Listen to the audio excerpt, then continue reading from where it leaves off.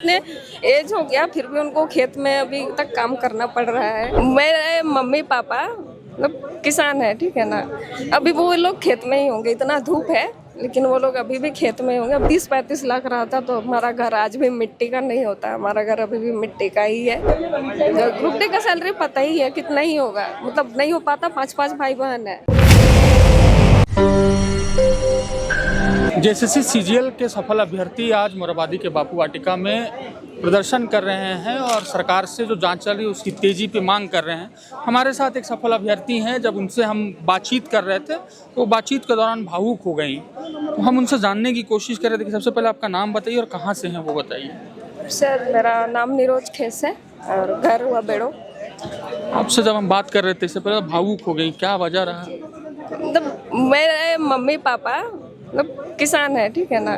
अभी वो लोग खेत में ही होंगे, इतना धूप है लेकिन वो लोग अभी भी खेत में होंगे। अभी गेहूं पका हुआ है तो गेहूं काट रहे होंगे सर। तो लगता है कि ठीक है, हम मतलब बहुत लोग वही बोलते हैं कि जेन्युइन है, मेहनती है, आगे भी कर लेगी, कोई दिक्कत नहीं है, आगे का मेहनत करो।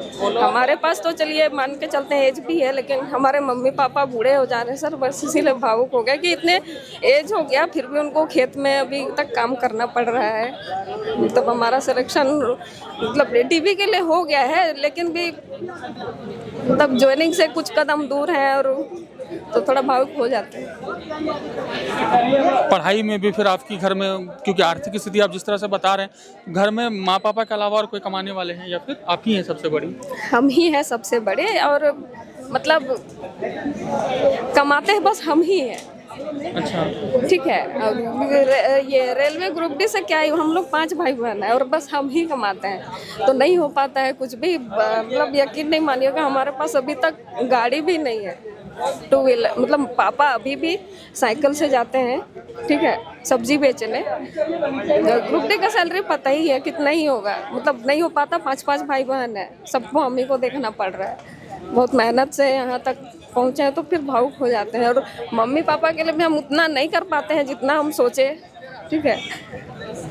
अभी आप ट्यूशन पढ़ाती हैं फिर कैसे, मतलब? बोले रेलवे का जो अच्छा, ग्रुप डी अच्छा, का अच्छा, जॉब अच्छा, है उसमें हैं आप। तो जैसे ये बता रही हैं कि किसान हैं, इनके माता पिता और घर में कमाने वाले कोई नहीं है। आप लोग पर एक आरोप है जो दूसरे पक्ष है कि 30-35 लाख रुपए दे करके आप लोग आए हैं, क्या कहिएगा इसमें? सीधा सा बात है, 30-35 लाख रहा था तो हमारा घर आज भी मिट्टी का नहीं होता, हमारा घर अभी भी मिट्टी का ही है, ठीक है। मेरे पापा साइकिल से नहीं जाते, मतलब सब्जी बेचने।